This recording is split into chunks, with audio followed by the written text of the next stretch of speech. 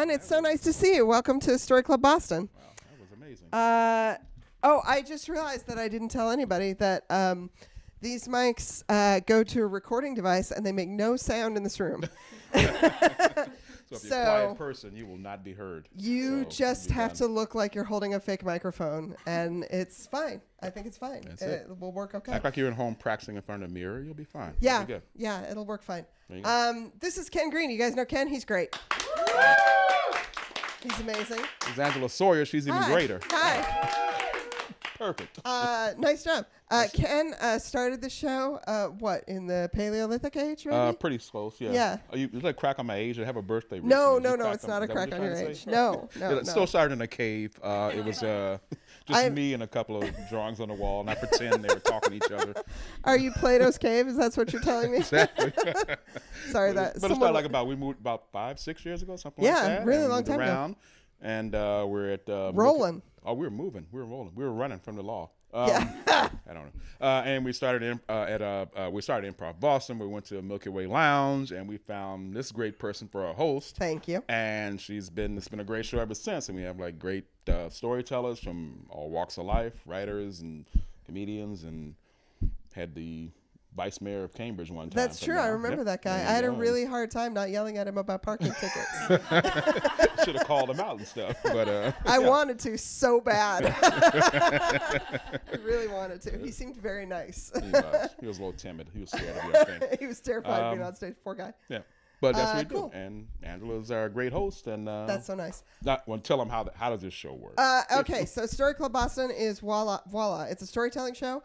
One of the things we like is when we do our show at the Milky Way, we have people from the audience who can sign up for a little open mic, so you can get on stage. I like to think that everyone has a story that they can tell. If you've survived a college party, you can do storytelling.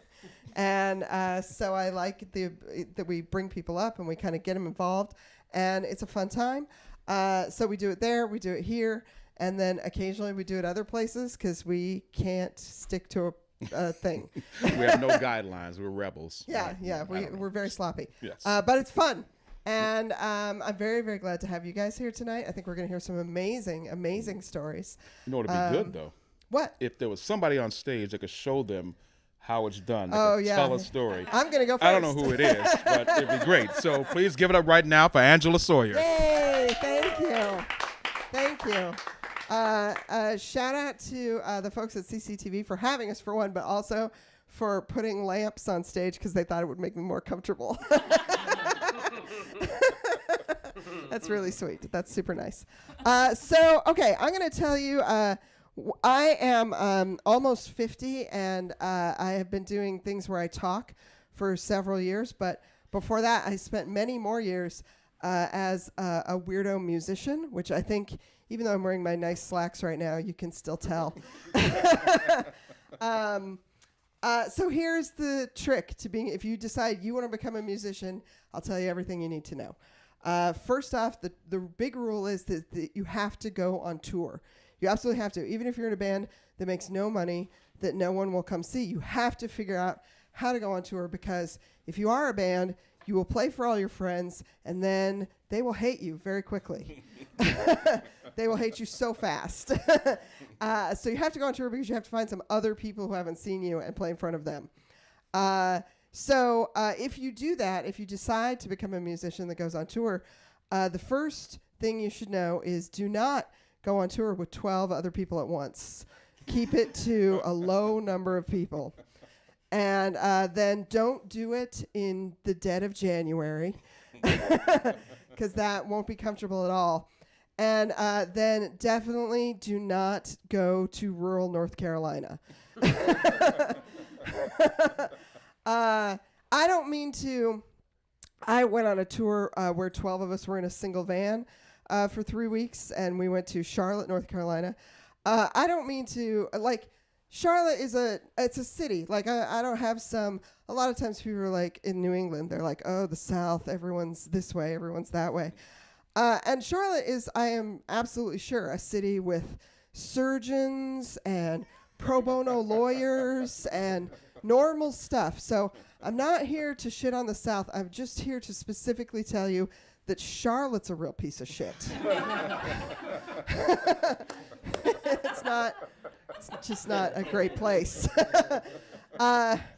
Where I went with, the first thing is that if you go in a van with a bunch of dudes in their 20s who play punk rock, at least one, if not multiple people will be like, you know, my mom made me brush my teeth a lot when I was a kid, and I don't gotta now. And someone will decide they don't have to take a shower during the whole tour. That's just how tours work. That's just things people think are practical when they haven't done things a lot. So it will not be that fun. But the place where we went in Charlotte was the kind of small town where it was so rural that buildings that were businesses did not have signage. Most signage was just someone had written the name of the owner in Sharpie on the door. So every place was just like Jack, Pat. It was just like someone's name on the door, and you had to know them to know what business they did. So I went to this place with the Sharpies in the early 1990s. And at that time, the way that you went to another place is that you had to begin by kicking your mom off the internet and then laboriously printing your own atlas, which you made yourself, and spent many hours slowly downloading photos, slowly printing them out. And then you had a much worse, more expensive atlas that you could take with you in a car. And it was super fancy. So we went on tour with like a stack of 23-ring binders that I made that told us how to get everywhere. And so I'm in the passenger seat, and we're driving on the highway, and I turn the page of our 3-ring binder, and I just start seeing page after page of just like green with a brown line straight up through it.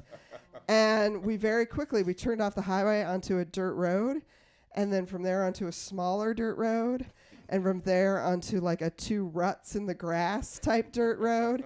And then I turned to the last page, and the line just went halfway into the green and nothing. It was just nothing. So we drive down these ruts, and we come to a place where there are a couple of houses. There's like a couple houses over here, a lot of space in between those houses, and no cars. And the house on the left, the front door was wide open. And I was like, okay, I think we're here. And I am not, I don't know if you've met me, but I'm not a super nice person. So I had been in the car bragging the whole time about how many times I'd seen Texas Chainsaw. So when we got to this place with no roads or discernible human beings, they were like, it's your turn to get out. So I got out of the car, and they locked it behind me, the 12 people I was there with. And then I had to choose which house to go into, open door or no open door. I figured dead either way, so I chose open door. And I walked into the house. I'm obviously, I was from the suburbs, and I had never just waltzed into someone's house before. I've done it a lot since, but not then. So I walked in. I did the totals. This is how a very white person goes into a house that they don't think they belong in. You take a step, and then you're like, hello! So I did that like 47 times on my way into this house. And I finally made my way into like the parlor / living room, whatever you call that, in the front of a big old Southern house. And there was a very old couch, and there was a person of I don't know what gender face down on the couch, not moving. And I was like, okay. I looked back out, people in the cars just laughing at me, still locked. I can't go back that way. So I screwed up my courage, and I gently poked the maybe dead person on the couch, and nothing happened. And I just like little by little, I got braver and braver, and eventually I basically punched someone on a couch.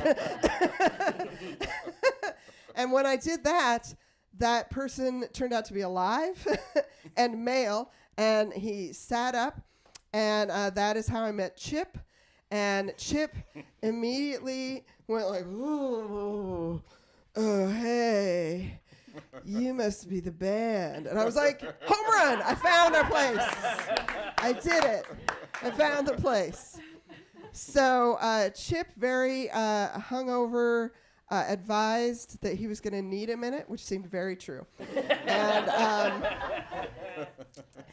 he advised that he was going to need a minute so that we should go have Mexican food. That was his specific instruction. And he lived there and I didn't, so that seemed like the right thing to do. And so I went back to the van and I was like, okay, so we're supposed to go back up the dirt road and find Mexican food. And then we drove to this lane of shacks with names written on the doors in Sharpies that didn't say Mexican food.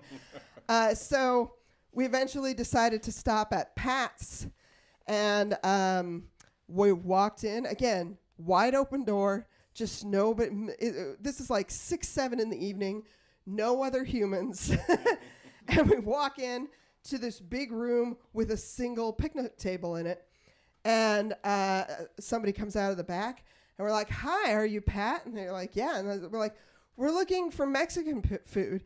And Pat turned around and left. And then a couple minutes later, while we were still like, "What are we doing?" Pat came back with a pitcher of beer and chips, and then we sat there.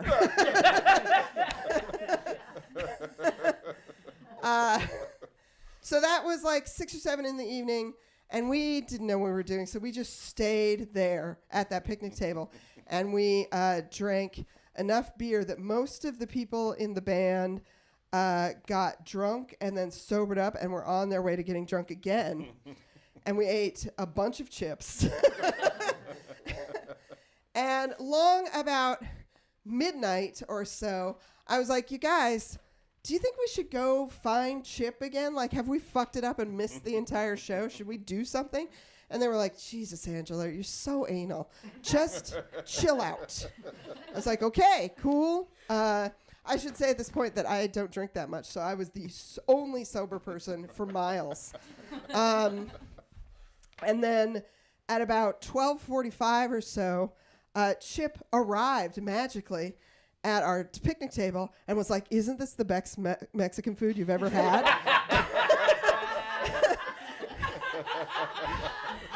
And I was like, "These Doritos?" "Sure, totally." So he was, Chip at that point was very wasted. I don't know if it was from before or he had gotten started again. Doesn't matter. He was super drunk.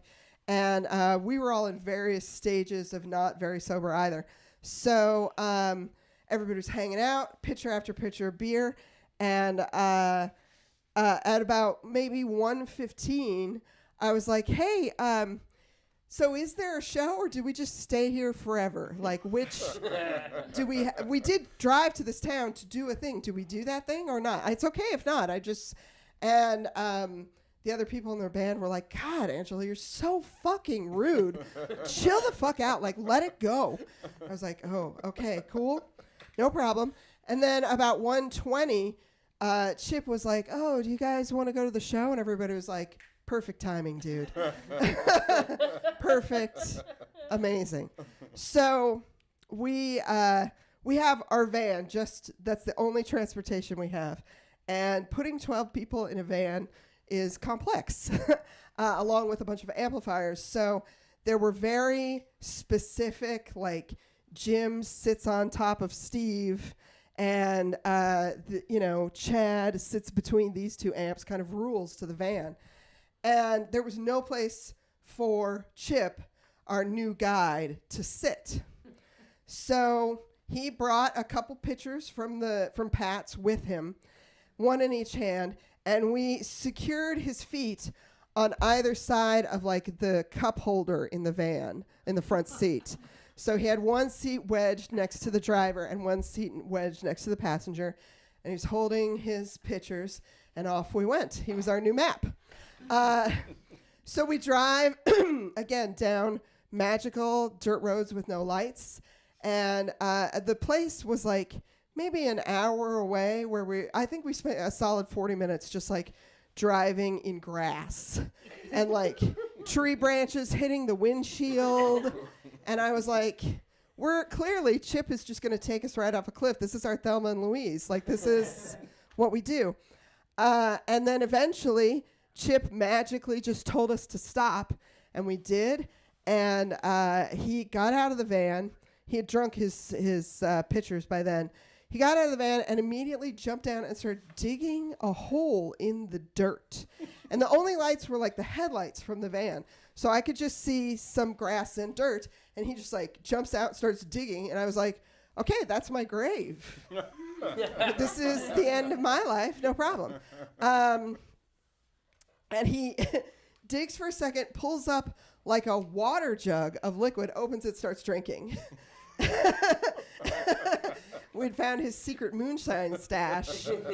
And then I notice as I get out that there's this like concrete cube sunk about 3/4 of the way into the ground. It's like a bunker just like sunk in the ground. And I was like, oh, I was wrong. This is where I'm going to die. This is where I will be buried.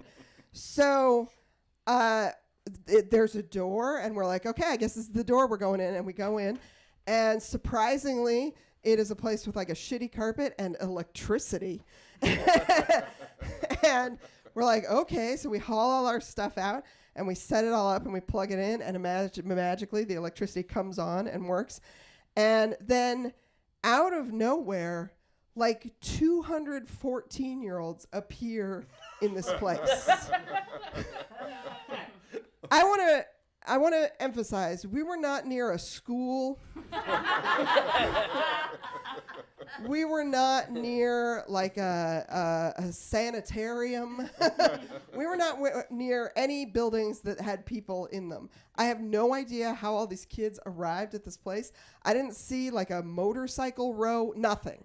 So I don't know how they got there or how they knew to show up at like 2:30 in the morning, but they did. And we were the only band. We played, and they fucking loved us. They bought all of our merch, which was like homemade T-shirts that I drew on with a marker, you know. And they loved us to death. We were so excited. We had a great time. And it went so much better than I expected that when we got out, I was like, holy shit, Chip, this is amazing. Thank you so much. And he was like, yeah, cool. And he just like started digging in the ground and pulled up another jug. He was on his like 10th jug at that point. So then we put Chip back in the van, and he is much drunker even than I thought a human could be. We put him back in. We like shove his feet in. He doesn't know how they work anymore. So he's just kind of like planted there, and we're kind of holding him up, and he's got his last jug with him. And he wants to go home now because there aren't any more jugs buried in the woods. So so we drive back down the dirt roads to his house, and still in nowhere land. We get out, and at this point, it's like 4:30 in the morning, and I'm the asshole who woke everybody up at like 10 a.m. So we've been up a long time. I'm super beat, and I'm grateful, but we're getting tired. We're all kind of drunk and sleepy. So we go into his house, into the living room where I found him.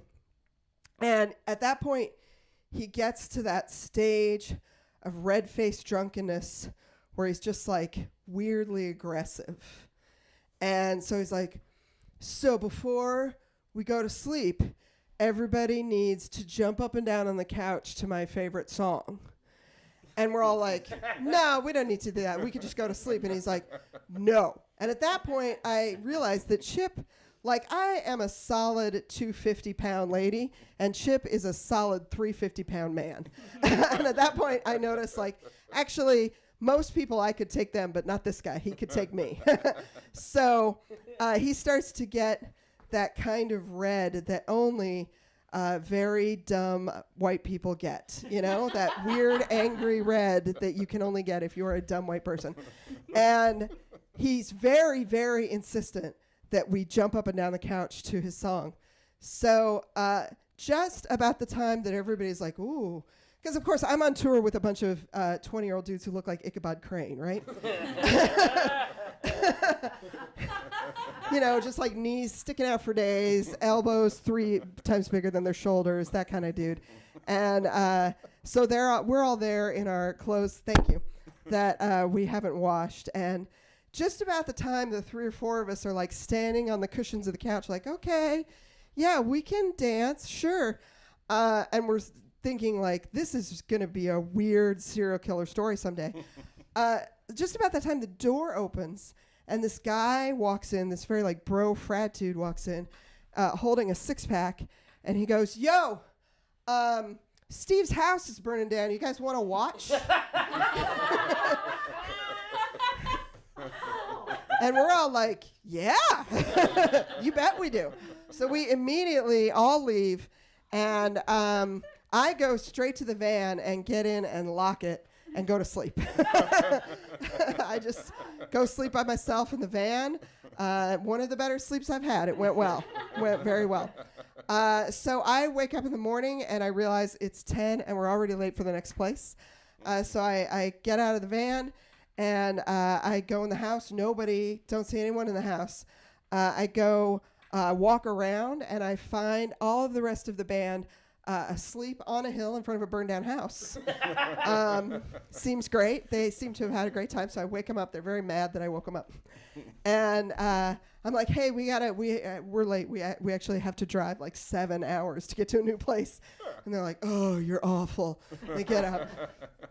And just about the time they're all sort of put together and everybody's herded and they're in the van and we got the keys and the whole 9 yards. I'm like, hey, give me 2 seconds. Let me say thank you to Chip, because he did actually bring like 200 people to our show, and we did not lose money in this place where we really should have. So let me say thank you to him. And they're like, God, Angela, your timing sucks. You're so chill out once. And I'm like, just let me do it anyway.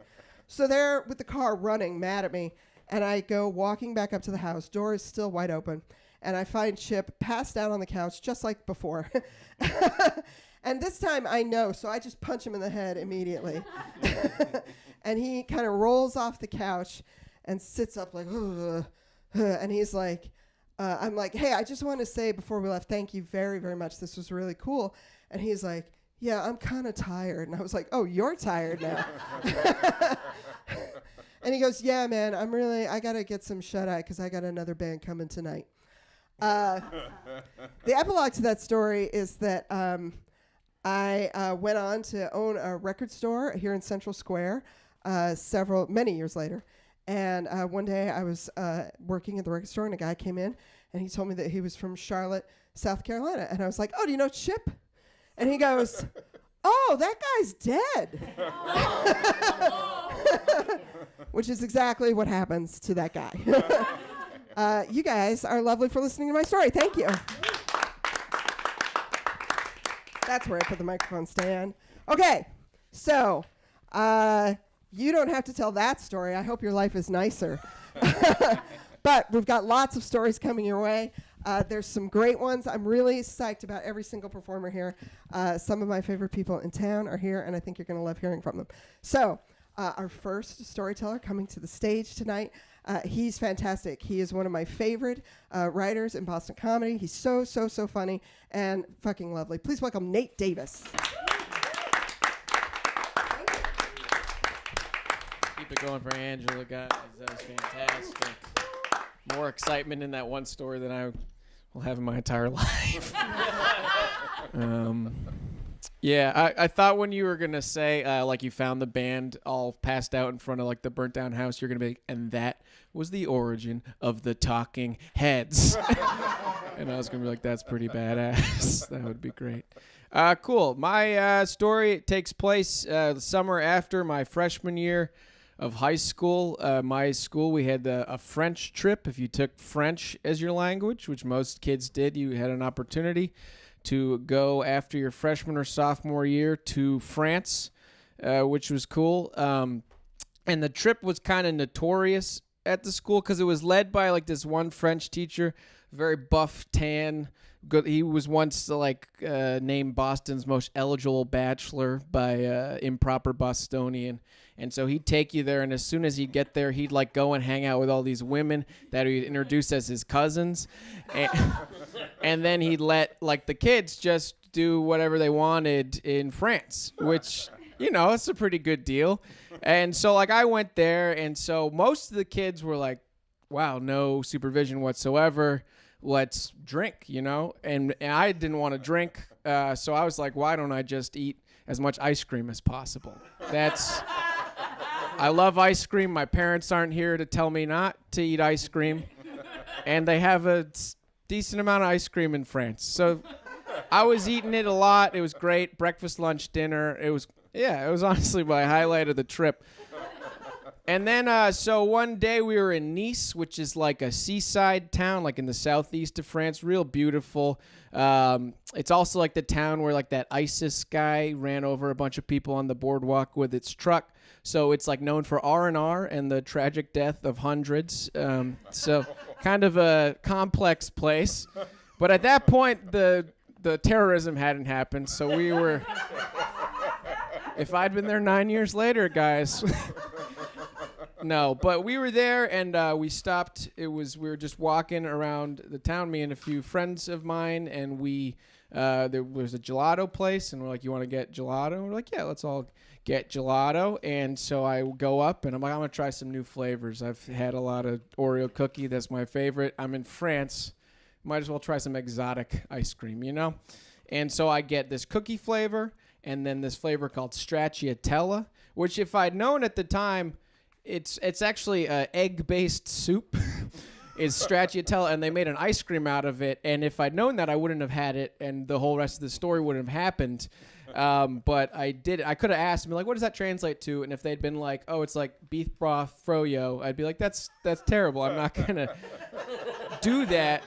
But I had it. I'll have like one boule de cookie thing, one boule de stracciatella. I get it. We're walking to the beach. I'm eating my ice cream, and all of a sudden I'm like, I had a nut.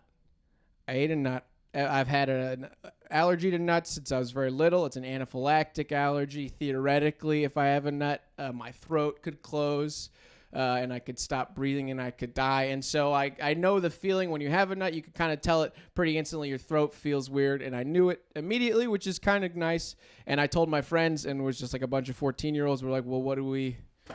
I don't know. We're in a foreign country. Generally, like, parents help out with this. What do we do? And luckily, I had my EpiPen with me, which was great. And so I took that out, like, stabbed myself right in the middle of the street with it, which I thought was pretty badass at the time.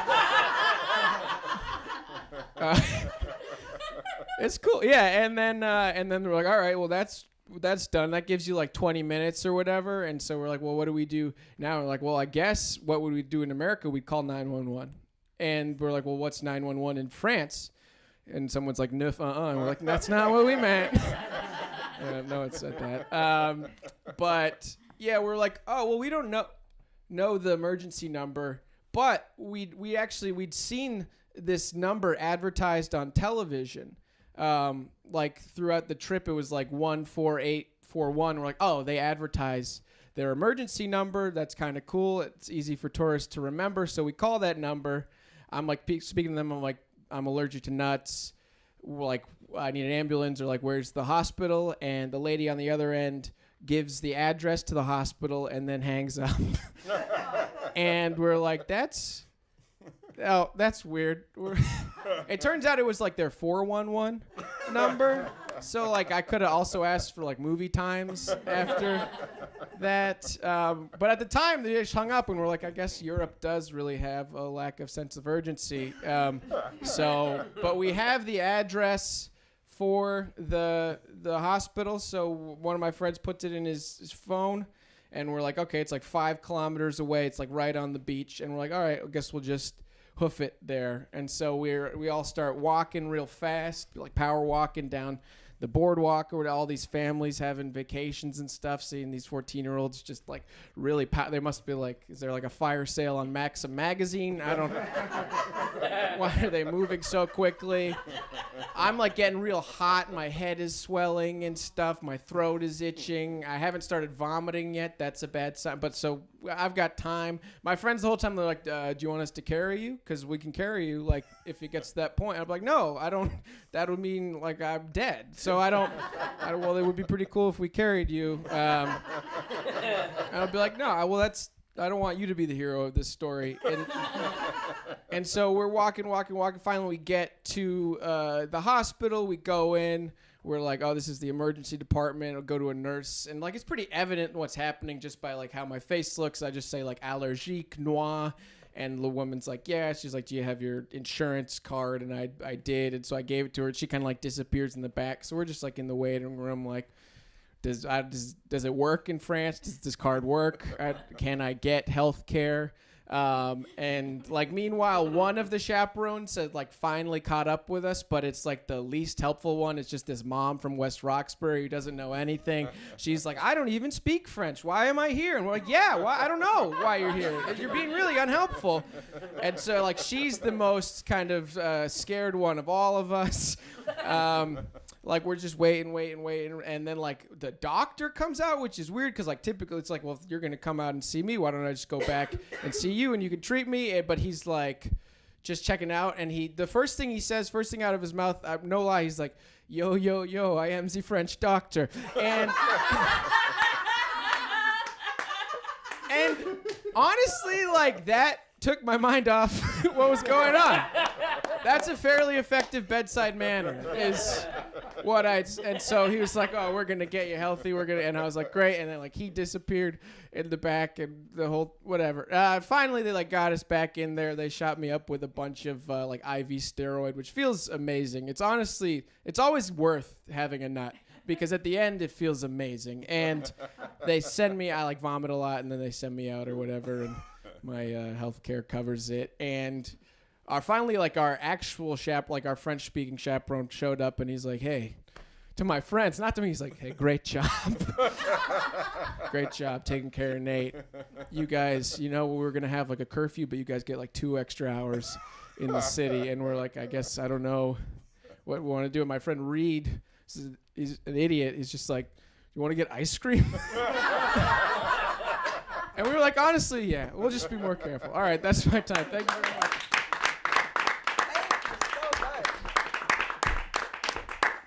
Oh my God, give it up for EpiPen superhero, Nate Davis. So good, so good. I can confirm that allergy steroids are amazing.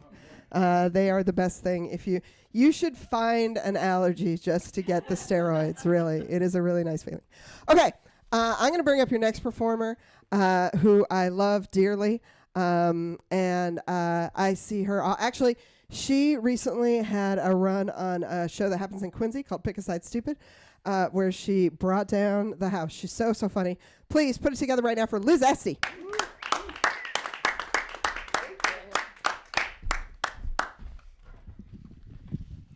I don't know if it's actually noticeable, but I'm just going to get it out of the way. I had a bunch of Jolly Ranchers before this, so my tongue is like not naturally colored anymore.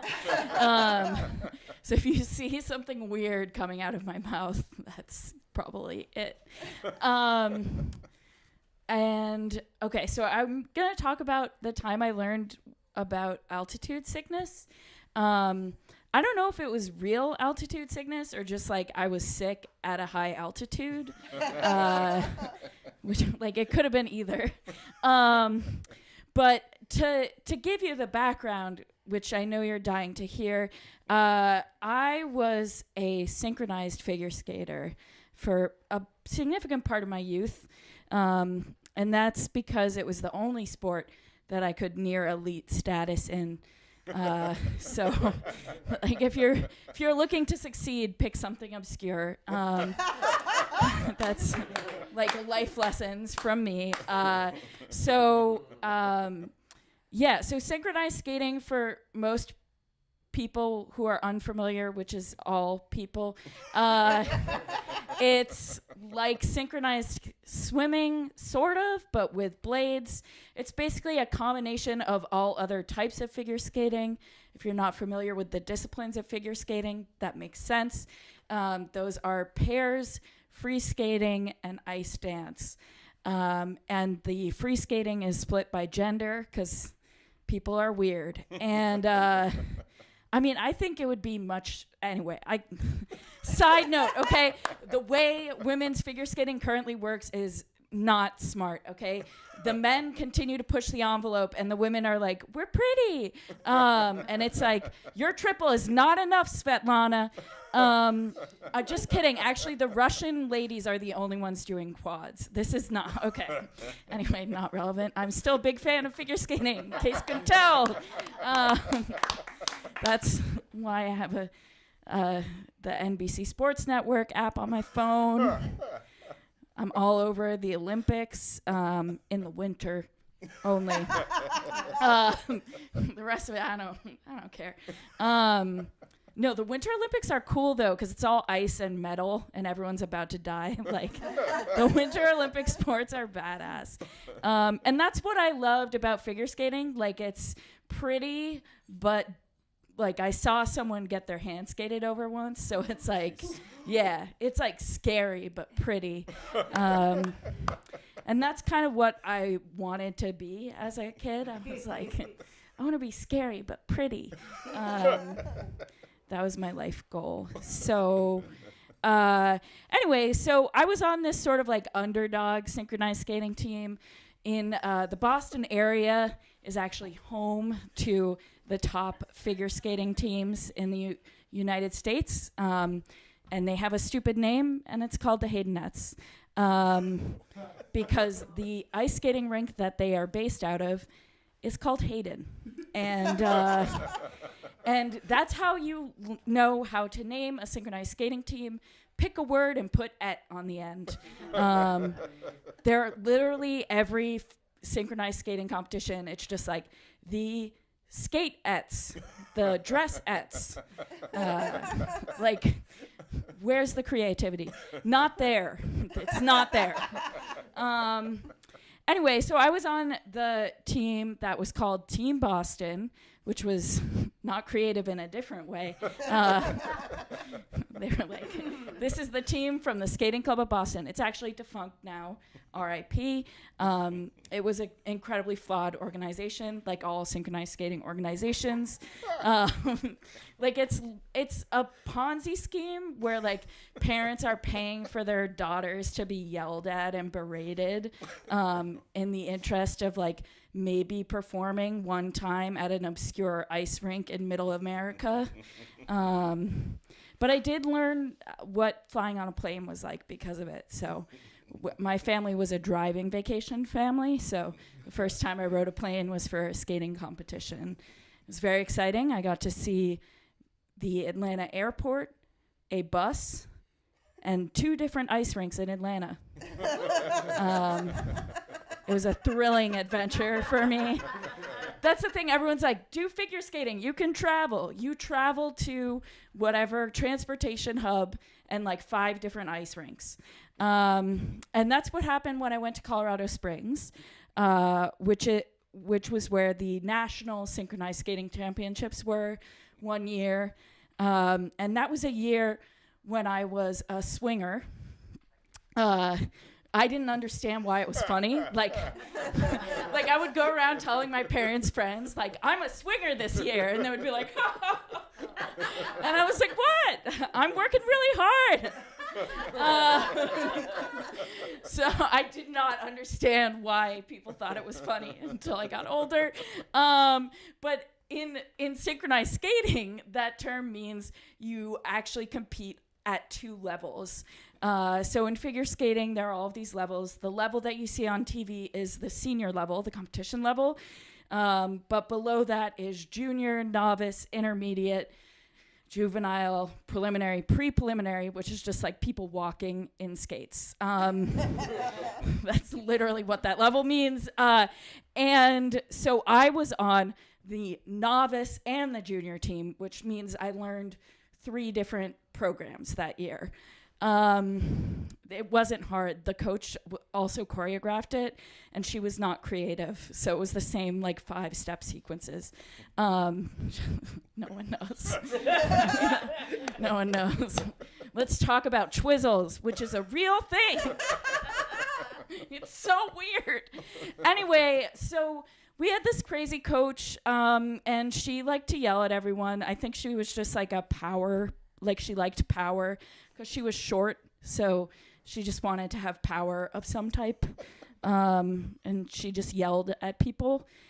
She also didn't understand music. Like, she would get into arguments with people on the team because she would try to choreograph things that weren't on the beat. And then someone on the team would be like, hey, that's not on the beat. And she'd be like, you're wrong. Get off the ice. I'm right on beat to the Haunted Mansion soundtrack. Which, like, I had to hear, like, a medley of Haunted Mansion. That's, like, the weird Disney movie based on a ride, which is most Disney movies, I guess, now that I think of it. I actually, weirdly, that year, I was also in a Pirates of the Caribbean routine as well, so we really went all in on the theme park rides. And then the short program, which is like the 2.5-minute like technical program, was to a U2 medley. Again, and I had to hear these over and over again, just every practice, like, in the city of blinding lights, just over and over again. And I hear it when I close my eyes. I can hear it still. Horrible. Anyway, so I was a swinger. I was proud of it. I didn't know any better. But what that meant was that I was sort of like the B team. I was there, like, break glass in case of emergency, shoal skate if somebody gets sick. So that year, there was a really bad stomach flu going around, and all of the teams stayed in like the same 4 hotels. So it was just these groups of people who were spending lots of time in like close spaces together. So basically everyone was sick at Nationals that year. In the kiss and cry area, which is where you go to get your scores, figure skating is so dumb. Like, somebody actually named that area. It's a holding pen, and they named it the kiss and cry area. Why? I mean, I get it, but why? Anyway, so in the kiss and cry area, they just had a bunch of trash cans for people to vomit into while they were waiting for their score. Like, it was just a bunch of women in like rhinestone covered skating dresses, like running off the ice at the end of the program to be like, like, yay, we got a high score. Talk about a hollow victory. I mean, really. Anyway, so that was a fun thing that was happening. So a bunch of people on the team were sick, and they were like, it's time. Like, you're doing 3 programs at Nationals. Like, get ready. This is your moment to shine. Which it's not, because the whole point of synchro is that everyone looks the same. So, like, my family could never find me on the ice. Like, everything about it is so that you're uniform, and, you know, you all have the same fake eyelashes on so that the judges can see your eyes. Like, I think that was the logic for, like, a bunch of 12-year-olds wearing false eyelashes. So that's, again, lots of weird things happening. We also had, like, casual outfits that matched. So, like, light wash jeans with a black long-sleeve top and a matching red fleece vest. Oh, and white sneakers, because that's a stylish look. And that's what we wore to, like, walk around and go to our restaurants where we had 2 options, which were like plain chicken with rice or vegetables with rice. They controlled your diet before competition because it's cool. Like, it makes so much sense to me that I went in the other direction after, like, they tried to have me conform, and I was like, no. The blades aren't worth it. It's yeah. And also flying with figure skates is fun. You have to put that in your checked baggage because they don't know what it is, but they know it has a sharp edge. TSA is like, what is this? Why are all of these white girls trying to get weapons on the plane? Anyway, so everyone was sick, and I was called up to the big leagues. And that's when I learned that the like underdog approach that our coach took, which was to not train us for altitude, was stupid. So I thought I was gonna die. Every program was like, the longest one was like 4.5 minutes, and I would just be like, you just couldn't get air back into your body. But I was still doing better than like the people vomiting on the ice. So, I had that going for me.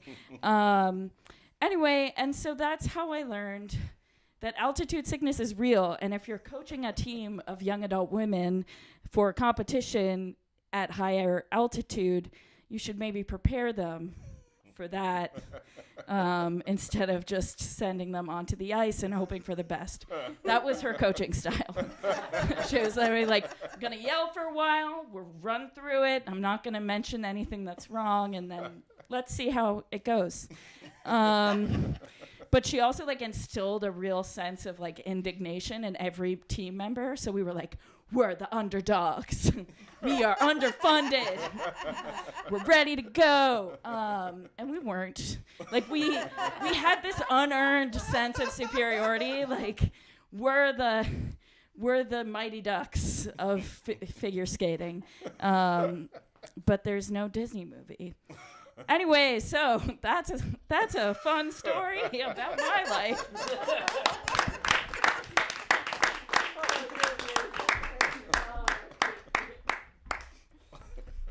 Guys, one more time for Liz. She's amazing. I honestly think pick something obscure so that you succeed is the best advice I've ever heard. I didn't realize that I had a life philosophy until you said that.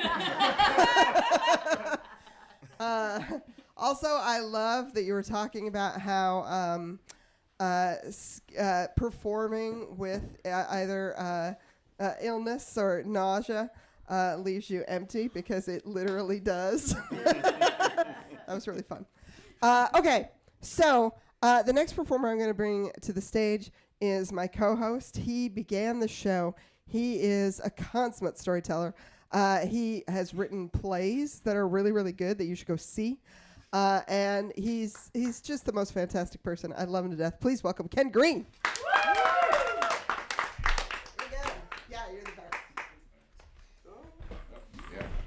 Yes, I do mostly writing, other than, I tried stand-up a couple times. It went okay, but I'm not cut out for it. I panic too much. I'm like, you know what? They didn't laugh at that one thing. Even though they made a laugh at the other stuff, they didn't laugh at that one thing. I'm like, that's it. I'm over. I'm done. But anyway, I work for newspapers, and I try to write other stuff. And as I was talking earlier, I did play stuff, but I mostly write. And at Story Club Boston, you can also write stories too. Not everybody's a storyteller just off the top of their head or whatever. So if you're better or more of a writer, you can write it down, which I usually do. And this story doesn't involve throwing up. We've had 2 vomiting stories. But it does follow the rule of pick something obscure to be good at. And you'll kind of get that. But anyway. All right. When I was 10, I wanted to be a mummy.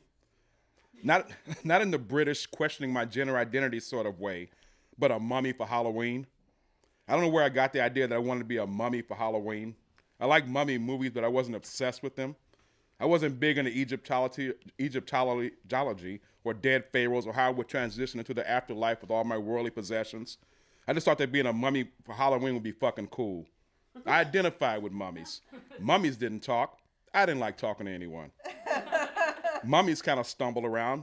I was clumsy and kept bumping into things. Mummies dressed in rags. I had no problem wearing the same underwear for several days in a row. The decision to mummify myself for Halloween was a big change from my usual attitude.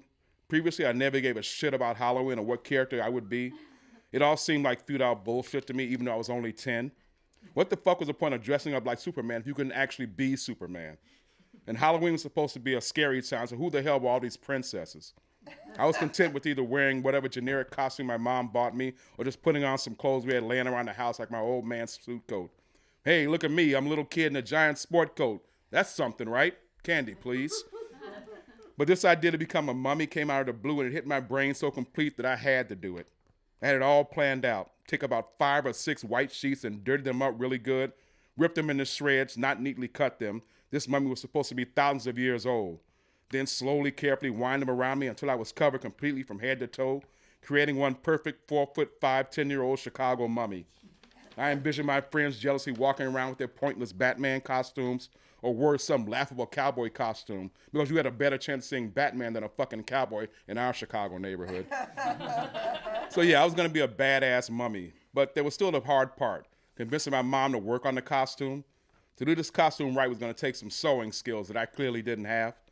And while my mom owned a sewing machine, it had taken up permanent residence in her closet a long time ago. All of our clothes now were straight out of Sears, not a simplicity pattern.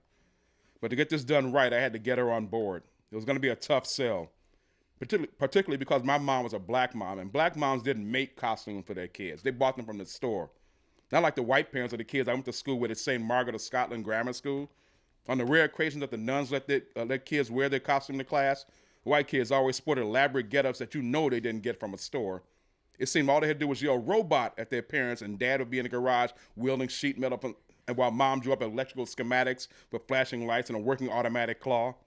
Black parents, if you were lucky, they gave you $5 and sent you down to Walgreens or Woolworths in enough time to get one of those good costumes, superhero or monster, etc., before they were all sold out.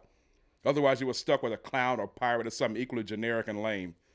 But none of it mattered because thanks to an apparent absence of government regulations, all the costumes were just large, unregulated plastic smocks with plastic face coverings that limited your vision to what was immediately in front of you.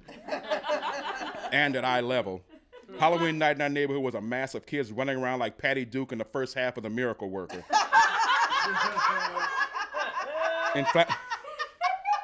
Inflammable cloaks and masks that reduce your peripheral vision to 0. But not this year. I thought, this is the year of the mummy.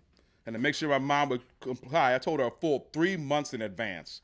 I sat her down in the kitchen and made sure I had her undivided attention. Mom, for Halloween this year, I want to be a mummy. Boy, it's August. I don't have time for... Mom, listen, focus. I'm going to be a mummy this year, and I want you to make a costume. Not buy, make. She finally realized I was serious and agreed to make me a mummy costume. 2 months fly by. I don't see a sewing machine being pulled out of the closet, no sheets being rubbed with mud and shredded and then sewn carefully together per my instructions.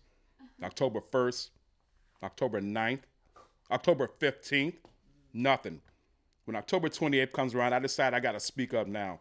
Mom, Halloween's just a few days away. Anything moving on that mummy costume? Anything I can do to expedite things?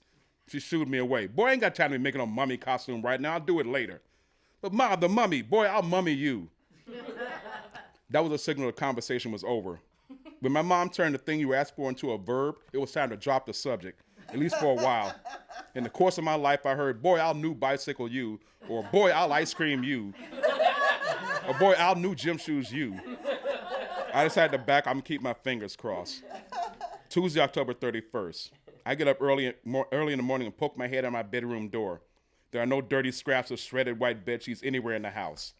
Before I can demand my mummy costume, she tells me I'm gonna be late for school and hustles me out the door. But you're gonna make my mummy costume, right? She pushes me out the door and she says, yeah, and I just gotta hope for the best. I get home from school and still no mummy costume. Not even the makings of a mummy costume. The sky is getting darker and there's candy to be collected and my friends are waiting for me. I need my mummy costume. And mother calls me over. Here, boy, let's get this mummy costume done. My heart jumps up a little. Still, no torn up sheets around. My mom picks up a sheet, just a plain old white sheet, clean and fully intact, and begins wrapping it around me. I'm confused. She wraps that one as far as I can go and then picks up another sheet and begins wrapping that around me too. Then another until I finally realize this is my mummy costume. A series of regular, clean, old bed sheets wrapped around me in a haphazard fashion. I look about as much like a mummy as a laundry hamper. But she wasn't done. For some reason that confuses me to this day. She began stuffing clothes in between the sheets and me. Dress shirts, T-shirts, socks, underwear, pants, maybe a bathrobe. I was baffled as to what her end game was, but as near as I could figure, my mother lived under misapprehension that mummies were not, in fact, silent, sinewy, stalking, murderous, half-dead demons from the underworld. But I guess she thought they were clean, fat, waddling little spirits who wore old Converse All-Stars. And the topper, or rather the lack of one, was that there was nothing on my head. I expected to at least have my head wrapped in torn pieces of cloth, but there was nothing.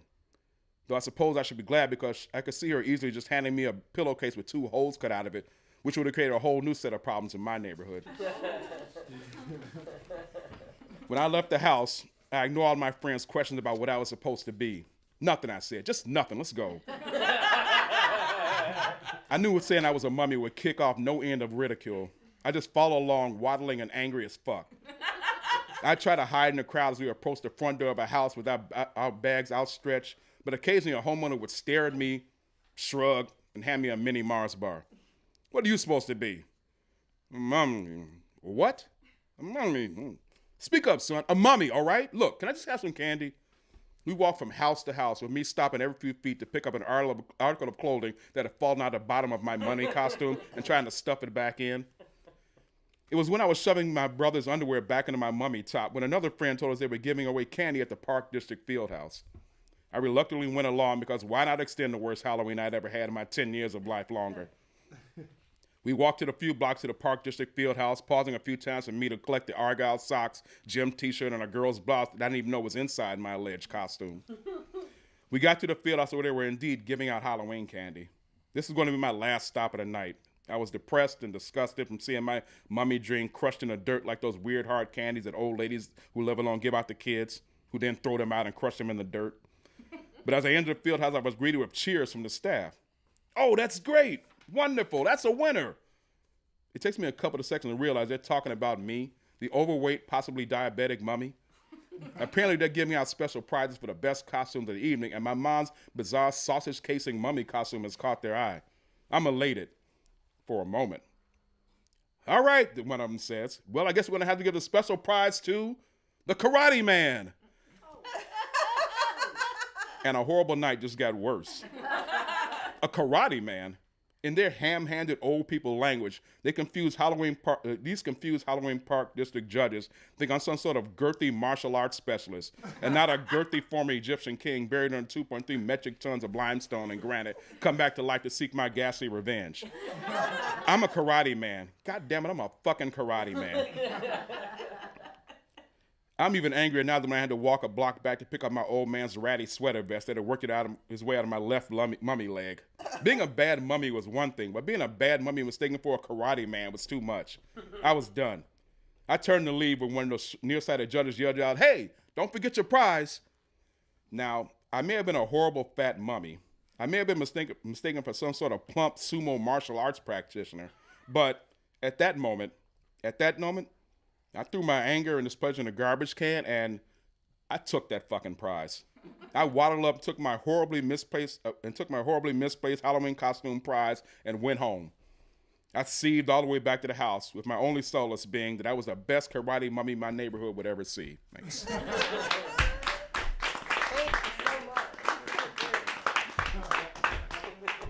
Oh my God, Ken Green, so fantastic. Huge shout out for the best Patty Duke reference I have ever heard in a story. That was so fantastic. Halloween anxiety is a very real thing. I had a very overbearing mom. So for 3 years when I was a kid, I was a bookworm eating a dictionary, which is what you get when you dress a child in a washer box. And then paint them green. And that's all.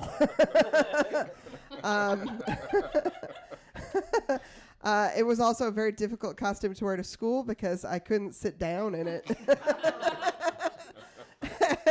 And you get no fucks at the middle school dance in a washer box. That just doesn't work. Doesn't happen. So I feel you. It doesn't work. Our next performer coming to the stage, I'm so excited to have her. She is a great performer who you see all around town. She just joined a bunch of us who produce a Wednesday show in Roslindale, and she's super, super funny. Please give it up for Mairéad Dickinson.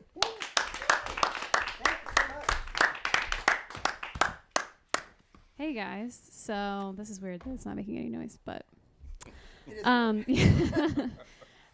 you guys are here and listening. Do you guys know what FOMO is?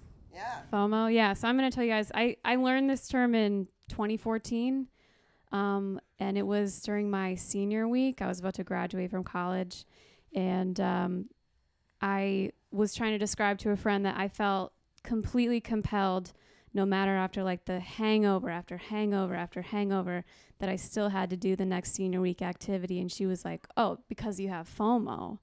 And I was like, yes, exactly. So I was on Thursday of the week. We'd started out Monday.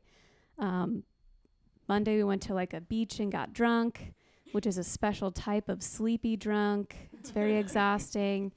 And we went through many other activities. And now it was Thursday. Thursday was the house crawl instead of the pub crawl, because we were in the splendid town of Worcester. We didn't have a lot of money. So house crawl it is. It's I felt really urgent, because I knew that like we were gonna have this beautiful like send off of like graduating. I was gonna like lose my job that I've been working in the community for 4 years, because you could only do it as an undergrad student.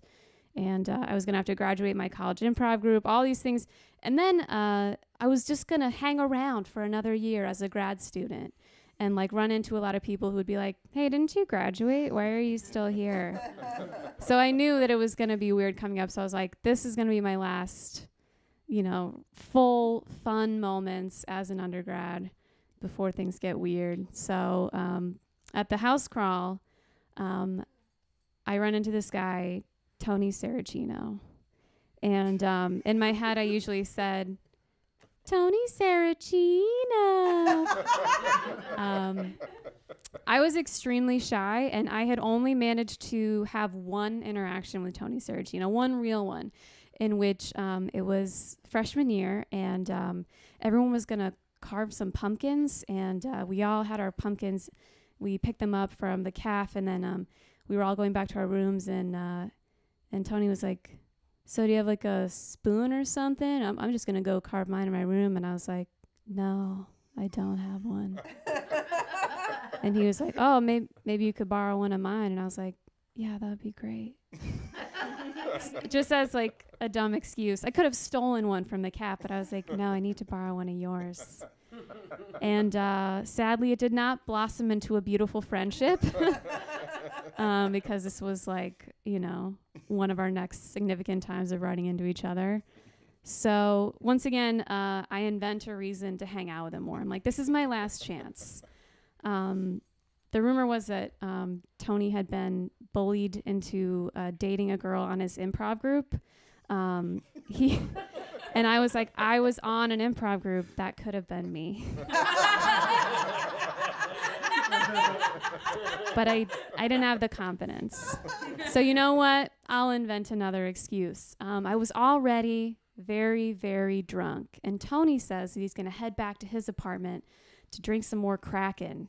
And I was like, oh my God, I was going to do that. Maybe I can just come with you to your apartment. He was like, great idea. Let's go. And I was like, wow, that was really easy. So now for the second time, I'm seeing Tony's apartment, and I love when like I go walking at night with my mom, like in our neighborhood. I love people who don't close their shades. I just like love seeing where people live. I love getting inside there, seeing where they keep their ladles and their forks and stuff. And I'm inside Tony's apartment, and I'm like imagining like, I'm so shy. Like we could have been friends for like all these years, but whatever. We're making up for lost time. It's so fun. We have so many jokes. We both do improv, but on separate groups.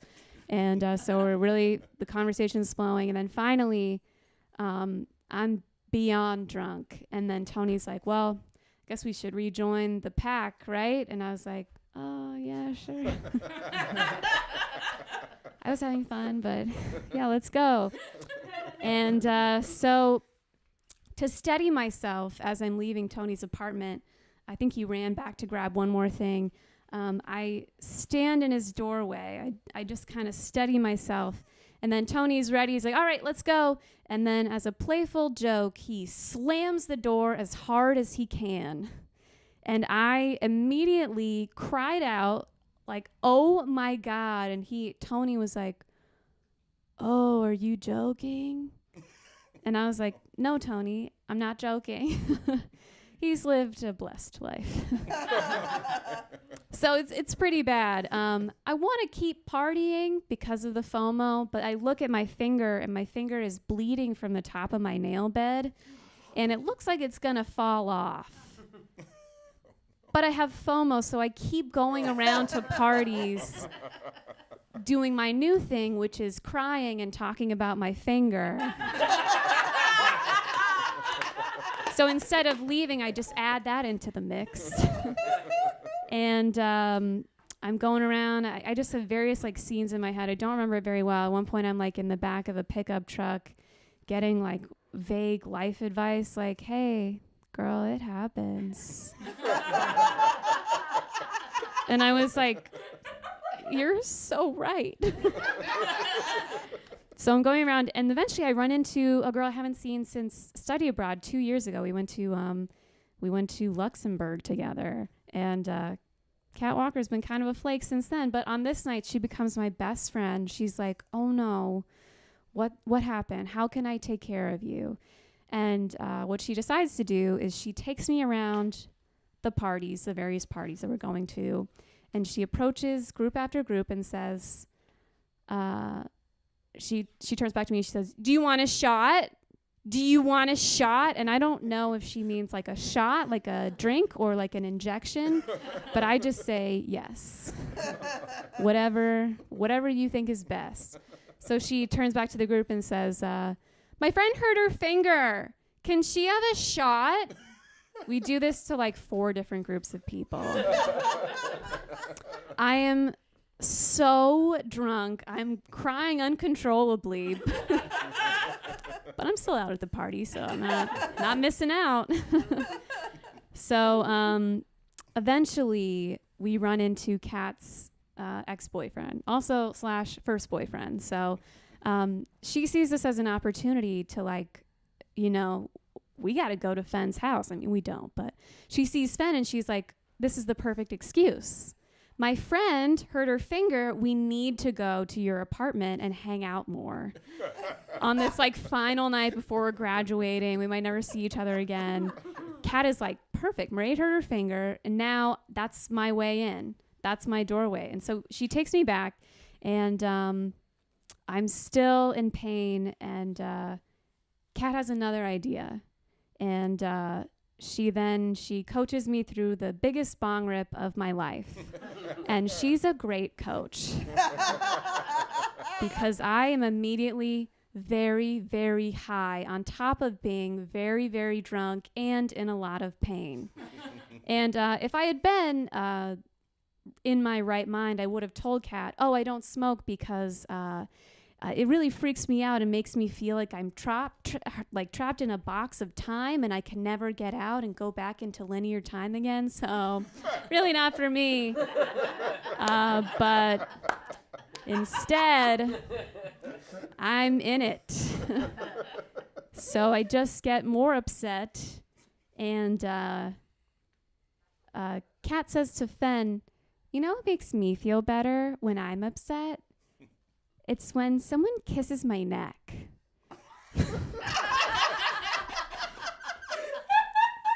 So she directs Fenn to kiss my neck in what is like an act of sexy voodoo, where I'm the doll and Kat can somehow transfer Fenn's kisses to her own neck, I guess. I have thought back on this so many times, and I just think, why did we all agree to be a part of that? It never really made any sense. And why did Fenn agree to do it? I don't know, I guess because I was crying, and he really wanted me to stop. Well, spoiler, I did not stop crying. This guy comes up who's a friend of theirs, and he's an EMT in training, and he immediately sits down in front of me and in a very authoritative, straightforward voice starts to say, Mairéad, why are you crying? Are you crying because you're high or are you crying because of your finger? Okay, I need you to drink this water and don't stop drinking it until you finished it. Okay, now sit here. I'm going to put a Band-Aid on your finger. In the back of my mind, his tone of voice has convinced me that he is a police officer. And he is going to arrest me, but first he has to take care of my medical emergency. So that's kind of like my last memory of the night, and it really just felt like one long continuous moment. And I realized in hindsight the irony that I was so afraid of missing out on even one small night or even like an hour of fun. And then I felt trapped in that moment for what felt like, 25 hours. So that's when I learned some things are worth missing out. Thanks.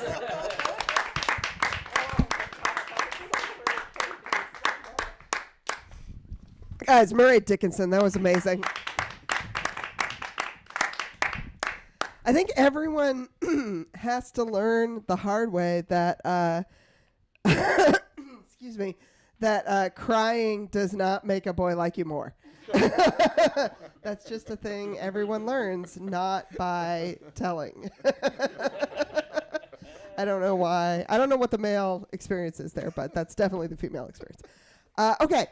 Our next performer, I love this guy to death. He's been on our show at that we do at the Milky Way Lounge every month, and he is a fantastic storyteller. You guys are gonna adore him, and I don't know, he's just great. Give it up right now for Rasheed Townes.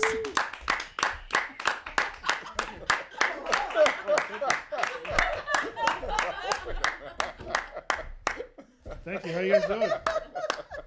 What's going on? Hello.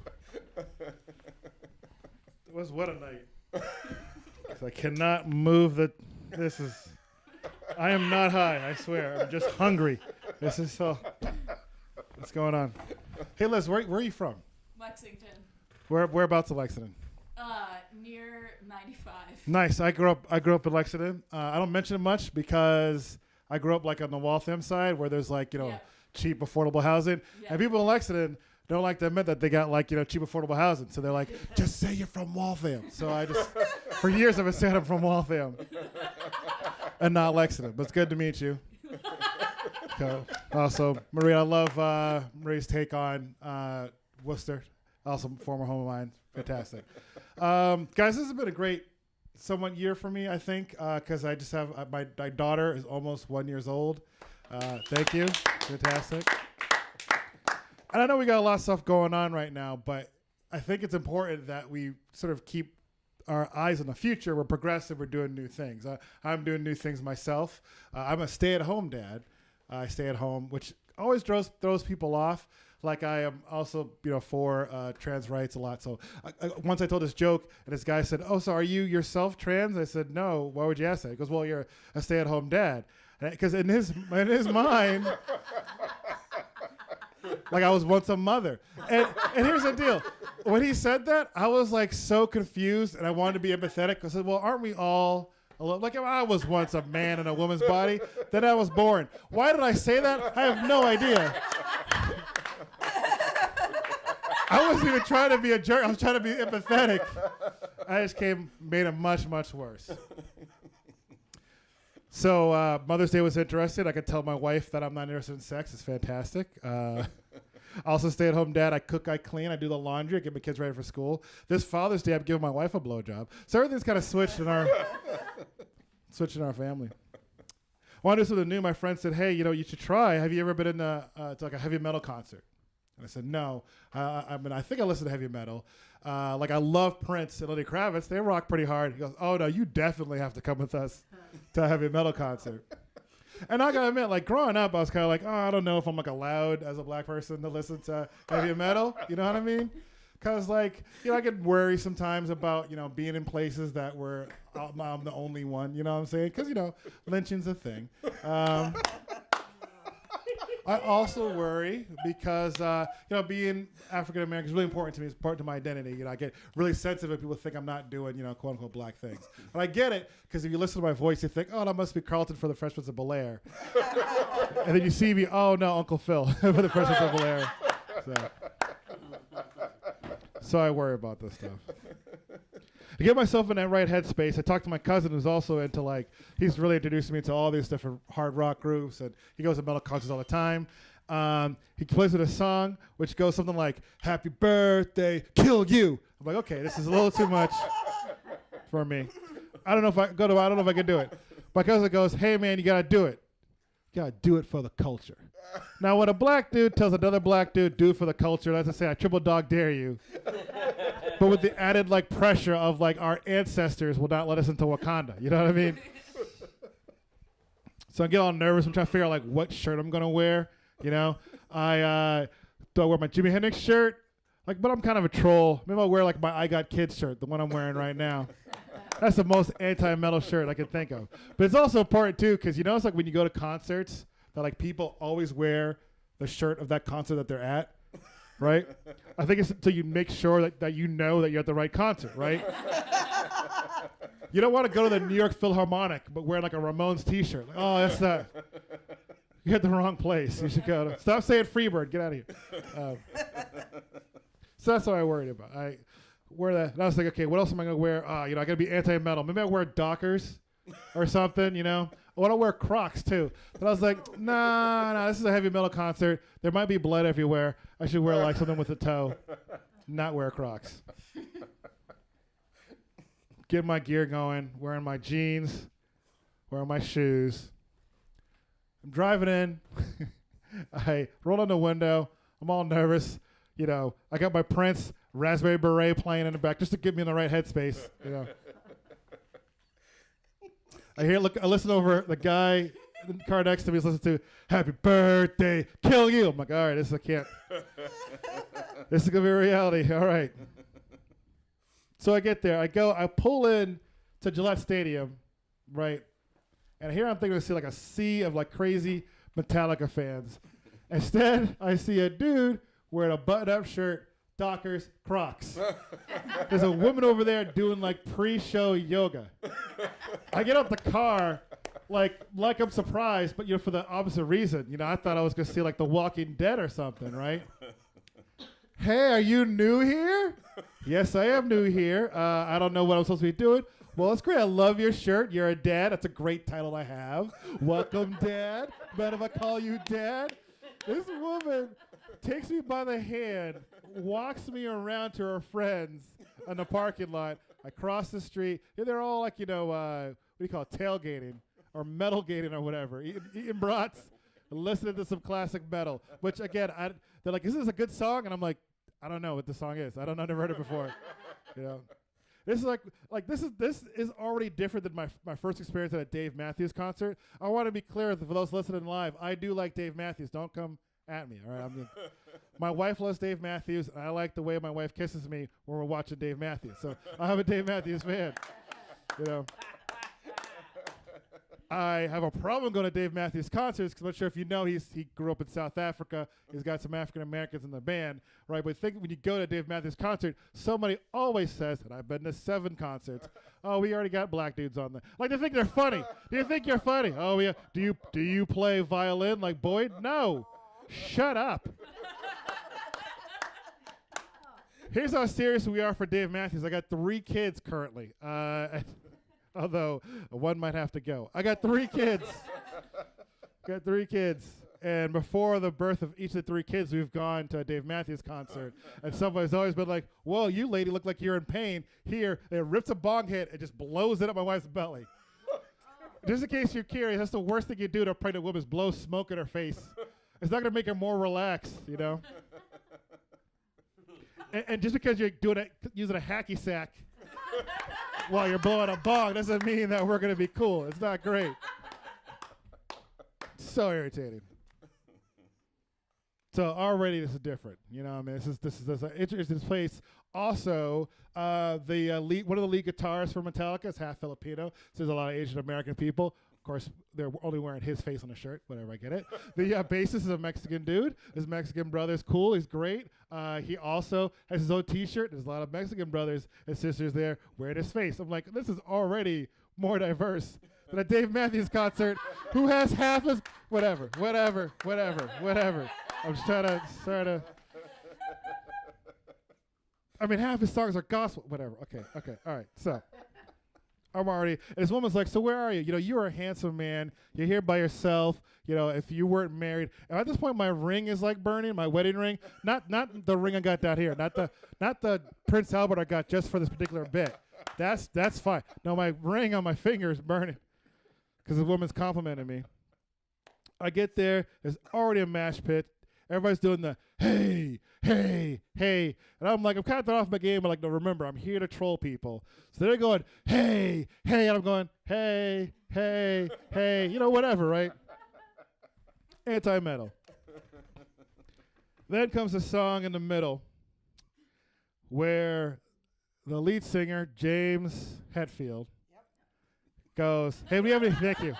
Glad we have so many Metallica fans. Thank you. You guys back me up with this. Every concert, right, he goes, hey, do we have any new Metallica fans, right? And then I was in the stadium room only mosh pit. So guess what happens? Like 1,000 white folks just go, whoo, and just also look at me. and I was going, hey.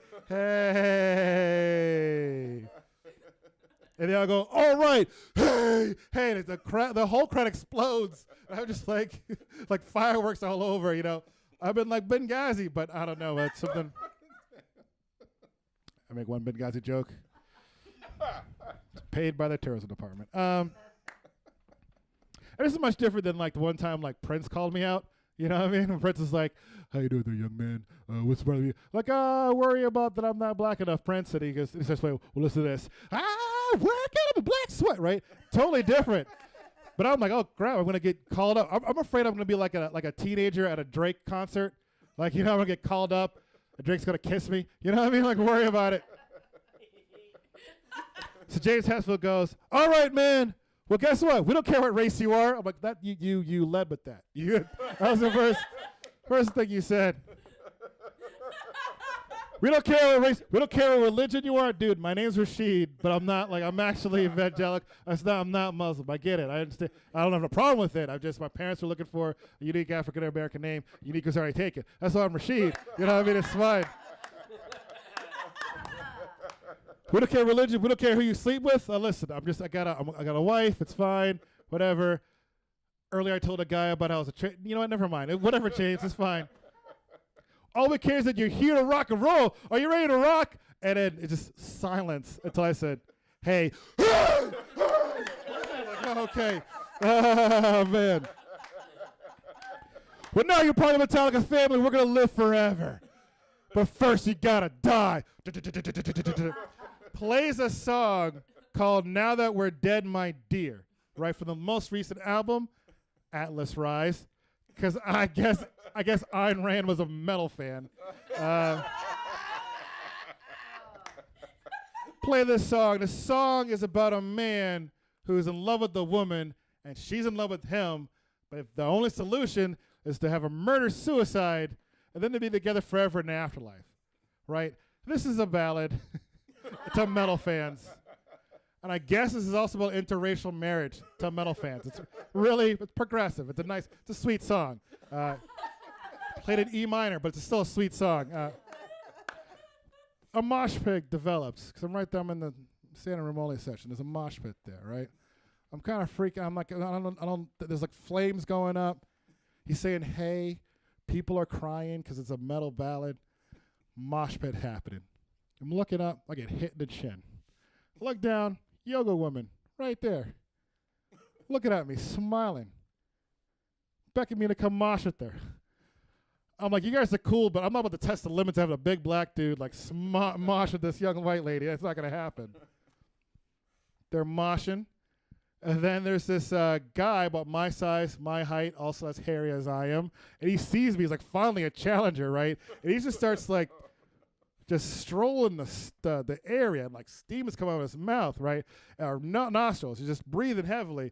Then the same woman just like clocks him, right? Kind of like, Street Fighter 2 when you're playing and then somebody hits the start button, it's like, new challenger. That's what it was like. So I'm like, no. And I point to my finger, my ring finger, but she thinks I'm pointing to my middle finger, which is a metal salute, right? So she's like, oh, you definitely want some of this. You're giving me the finger. I'm like, no, thank you. She kisses this guy here. She grabs him, kisses him, and looks at me like, huh? And I'm like, no, I don't want that. No, thank you. I'm slowly backing away. The next song that they play, I don't remember what song it was, but I do remember the video. The video comes up, and it's people being lynched, and it's burning crosses, right? And they're all metal fans. Because why are they being lynched? Because they like metal. They rock a little bit too hard. And it's the metal that's got them at the outskirts of society.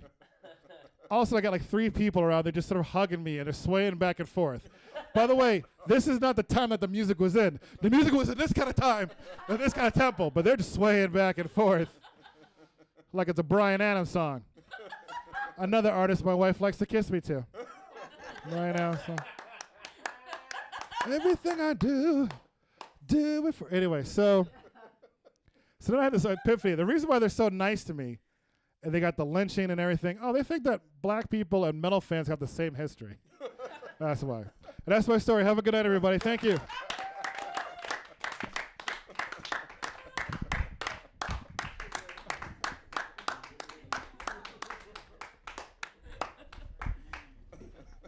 Oh my God, Metallica is garbage.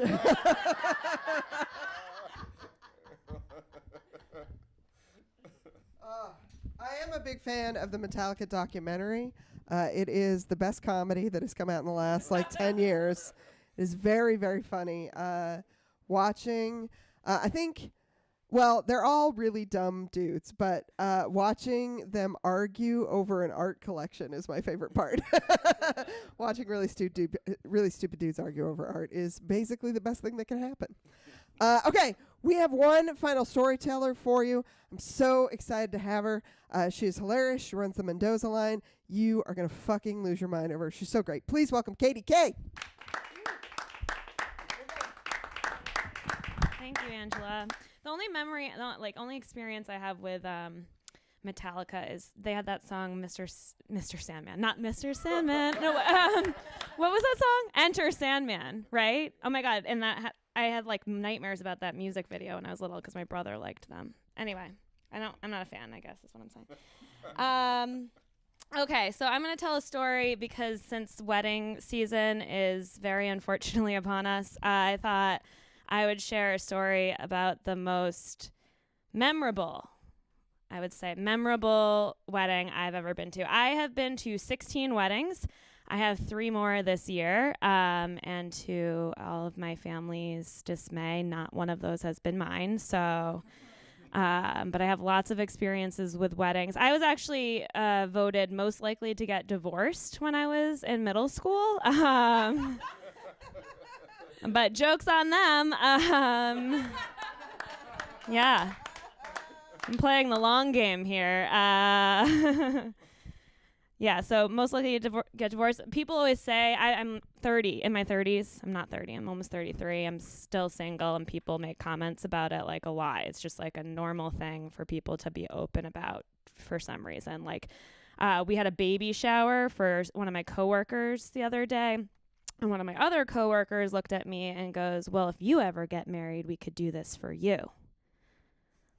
Yeah, it was a threat, she was threatening me. And I was like, yeah, well, first of all, Karen, you do not need to be married to get pregnant. And you might want to tell your teenage daughter that. Yeah.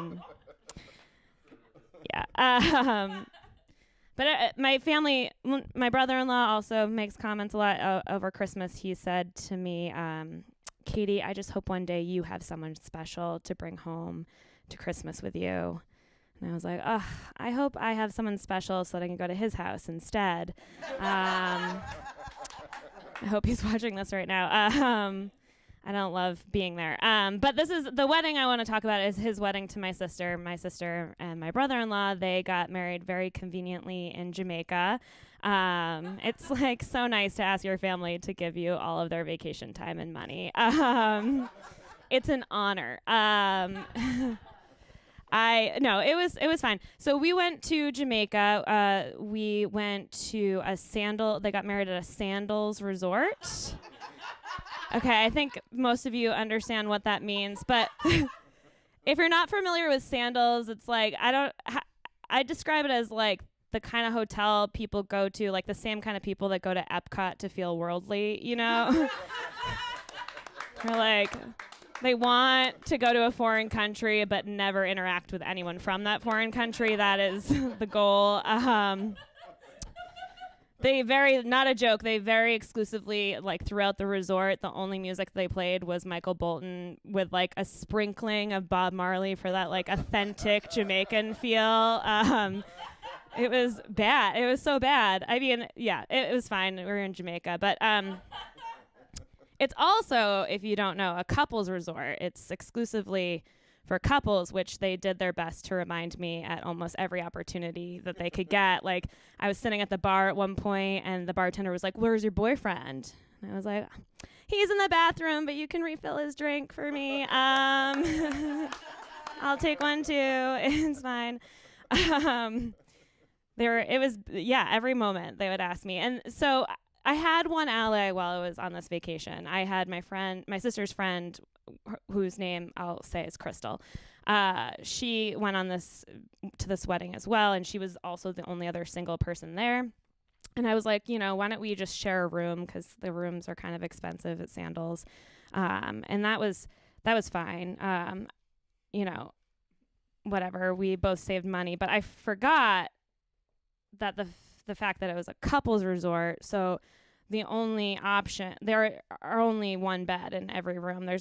You can't even like upgrade or downgrade to 2 beds. Like it's just one bed. And I was still like, that's fine. I was in a sorority. I know how to share a bed with somebody I'm only pretending to like. So me and Crystal, we're going to be fine. It's great. And I thought I was going to have someone to hang out with. And so that was fine. And so she was about my age too. And it was all fine. We were there for like 5 days, 5 nights, and everything was fine until the very last night of the trip.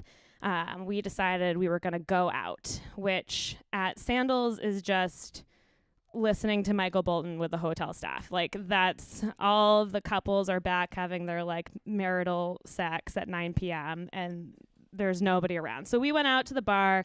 We had some drinks, but I had an early flight the next day. I had to get up at like 5 a.m. So I was like, you know what? This has been fun, but I'm going to go back. And Crystal was like, well, I'm going to stay out. And I was like, cool. Like, YOLO, peace, bitch, Don't want her to have FOMO at Sandals. So so I go back to our hotel room. I fall asleep, and I don't know how much time passes, probably an hour or so. I wake up, and Crystal is having intercourse with a hotel employee in the bed next to me.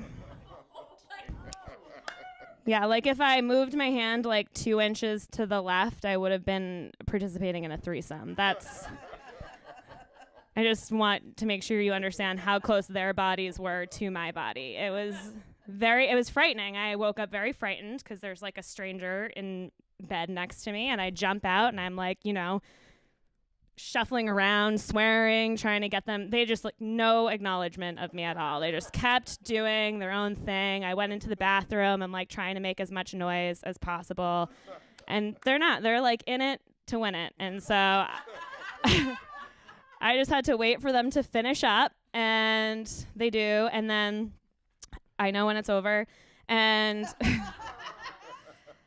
I exit, I go back into the hotel room or the bed area, and at this point she's like pleading with the hotel employee to stay and spend the night and cuddle with her. And I was like, no. Like, sex is one thing, but I draw the line at intimacy. That's like hard stop. You gotta go. I'm not spending the night with you. It was terrible. So anyway, he leaves. And then in retrospect, I'm like, I don't know what I should have done, but I got back into the bed at that point to go to sleep, but I couldn't go to sleep because I was just like so terrified the whole night. So I just like laid like this. And then at like early in the morning, there's a knock on the door and I'm like, oh my God, he's back. Like he's back for more. And I'm like petrified. And I go and open the door like gently and it's my dad. And he was like, I just wanted to make sure like you were up in time for your flight. Like looks like you had a rough night. And I was like, yeah, Dad, a little bit. It was rough. It was rough for some people. So he's like, do you want to get breakfast before your flight? And I was like, yes, that's fine. So I pack up all my stuff. We go out to the dining room, and I'm getting my buffet breakfast before my flight. And guess who's there? Yeah, because it's Sandals. So they exploit their employees for 24 hours a day, and at least he got a break. You know, I did feel good for him for that. But he's there. He's at the buffet, and he comes up to me, and he goes... It's just like at this point, I honestly didn't think it could get worse, but he comes up to me and I'm like, I don't want to talk to this person. And he goes, oh, I just want to say I'm really sorry about what happened last night. I really wanted it to be with you.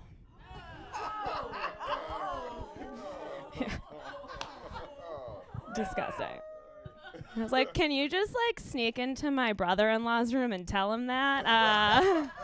That would make him feel so much better. I'd finally find the one. No, it was horrifying. I left. I left and got on a plane, and I hate to like now blacklist an entire country, but I don't think I'll ever go back to Jamaica after that point.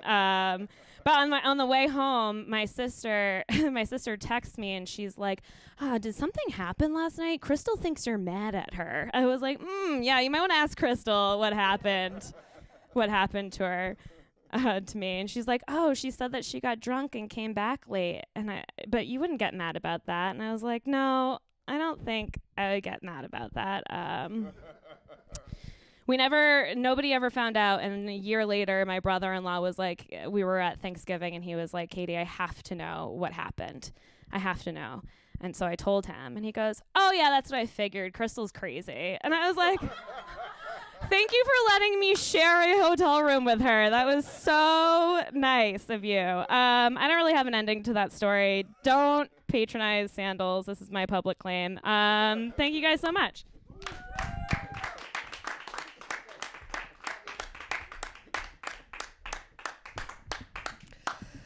Katie, I just want to ask you if you'll marry me so that we can go to Sandals together and torture your entire family.